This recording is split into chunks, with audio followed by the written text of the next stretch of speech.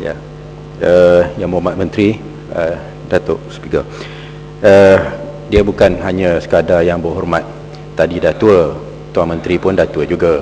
Ya, lalu saya rasa apa yang perlu ialah satu bukti, ya, daripada pihak kerajaan untuk meyakinkan bahawa institusi kehakiman benar-benar bebas, ya, yang dipertikaikan bukan dari segi soal keilmuan, ya, kepakaran, ya, dan sebagainya, tetapi apabila integriti institusi kehakiman itu dipersoalkan, ianya berhubung dengan independence of the judiciary, dengan izin, ya, kebebasan institusi kehakiman itu sendiri daripada campur tangan pihak eksekutif. Dan di sinilah persoalan yang terpenting. Maka tindakan-tindakan di mana jelas, ya, dalam soal kes Linggam dan sebagainya, bahawa institusi kehakiman itu dipengaruhi oleh pihak-pihak yang tertentu, termasuk juga dengan pihak eksekutif, ini tidak dapat dihakis ataupun tidak dapat dibuktikan bahawa ianya adalah independen, ya. Dan tindakan ini untuk membetulkan keadaan ini tidak memerlukan satu jangka masa yang panjang. Baik, Yang Berhormat. Ianya boleh dilakukan dengan segera.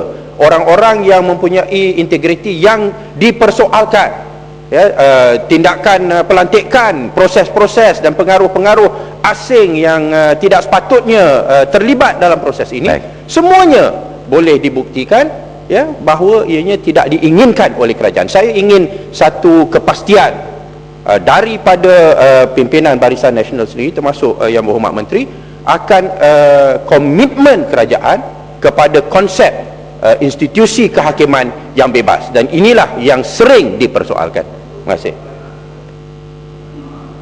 Tuan Ketua, lain kali itu lah saya cakap, kalau pakai telefon, receiver tu jangan letak telinga, jadi pekak telinga tu. Saya dah jawab. Pertamanya saya kata Linggam ni saya nak jawab sekali lagi. Iaitu pertama. Keduanya, saya kata bukan kita tidak ambil tindakan tegas, cepat. Saya kata kesannya itu makan masa sikit. Tindakan telah pun diambil, cuma kesan dia tu, ya. Nombor 3, saya dah sebut tadi. Bebas macam mana lagi kita nak? Cadangan daripada berbagai pihak mahukan supaya sistem pelantikan hakim menerusi satu sistem yang mana penilaian dibuat. Kita dah buat JAC. Saya jawab tadi dalam bulan Februari 2009. Kita dah perkenalkan JAC dan kita serahkan kepada JAC untuk memilih dan mencadangkan nama-nama hakim. Jadi itu yang telah kita lakukan. Kalau ada Yang Berhormat ada cadangan yang lebih baik, sila sampaikan kepada saya. Saya dah tak tahu apa lagi yang perlu kita buat, kerana semua cadangan yang telah dicadang kita laksanakan, termasuk cadangan daripada pihak pembangkang. Jadi jangan pakai receiver dah, nak pekak telinga tu. Ya. Tuan Ketua. Tuan Speaker, penjelasan. Biasa habis tu. Agar diambil tindakan terhadap hakim yang tidak mengikut prinsip keadilan dan bermasalah, serta ditambah peruntukan kewangan untuk institusi kehakiman. Untuk makluman Yang Berhormat, Kod Etika Hakim telah diperkenalkan mulai 1 Julai 2009, bertujuan untuk mengawal tata kelakuan hakim sepanjang perkhidmatannya.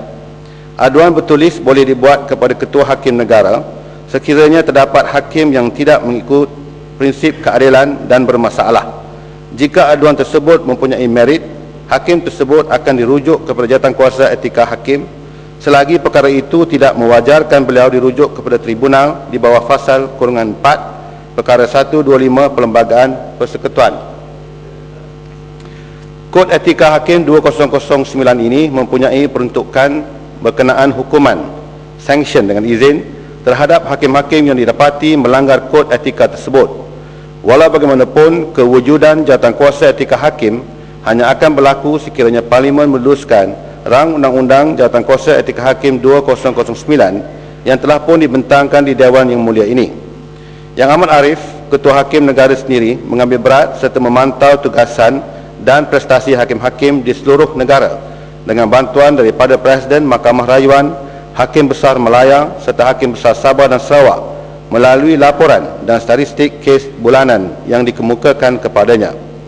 Berhubung dengan tambahan peruntukan pula, sebenarnya suatu pindaan terhadap jadual pertama, jadual kedua dan jadual kelima kepada Akta Saran Hakim 1971 telah pun dibuat dan telah berkuat kuasa mulai 1 Januari 2009, di mana gaji dan elan-elan hakim serta Pesuruhjaya Kehakiman telah dinaikkan kepada lebih kurang 36% daripada jumlah sebelumnya supaya bersesuaian dengan keadaan semasa dan beban tugas yang dipikul.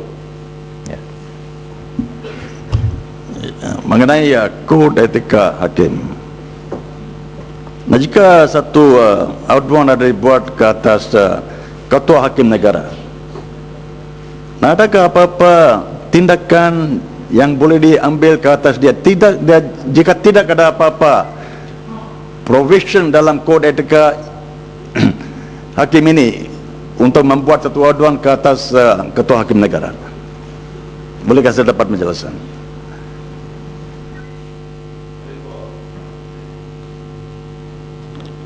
Ketua Hakim Negara termasuk dalam definisi hakim-hakim. Bermakna itu bahawa kalau kita nak membuat satu aduan terhadap beliau, maka maknanya bolehlah.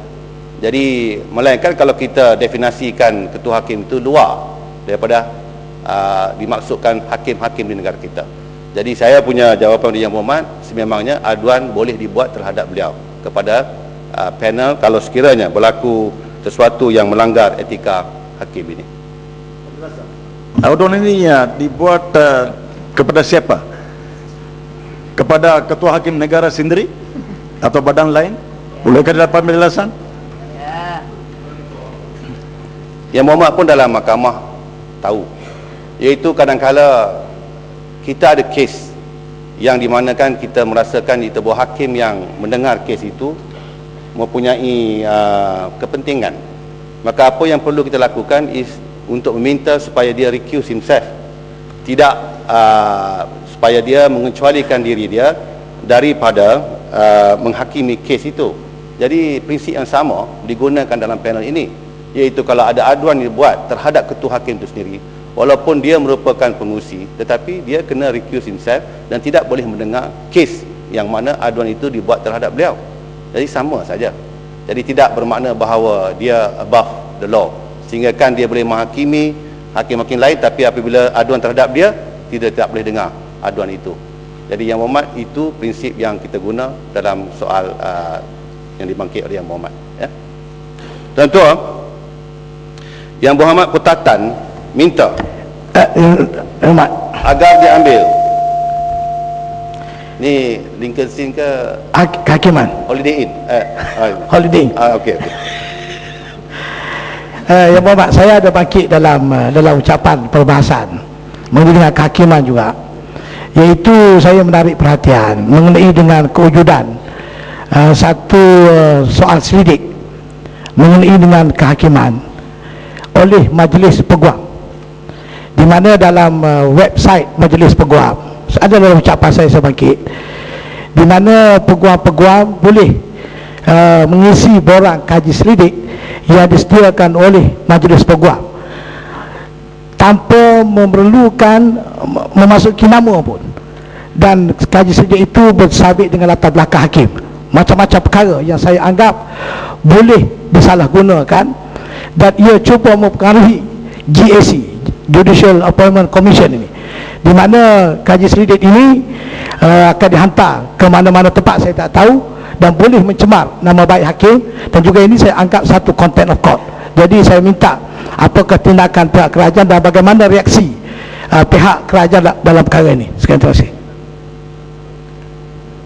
Kalau dengar apa yang dia sebut ni tadi, seolah-olah apa ni Majlis Peguam ni nak buat perkara ala linggam lah ni, menuliskan latar belakang. Tapi Yang Berhormat, kita tidak boleh buat apa-apa, ya.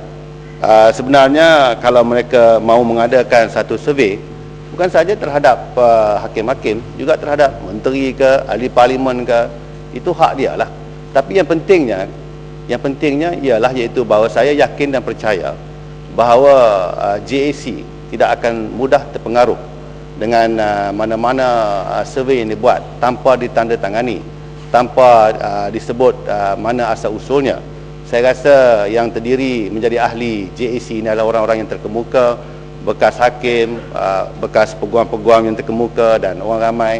Saya percaya bahawa kalau sekiranya ada satu borang yang diisi tanpa ada dipertanggungjawabkan dengan tanda tangan seorang yang mengisinya itu, saya yakin percaya bahawa itu tidak akan diambil kira oleh JSC.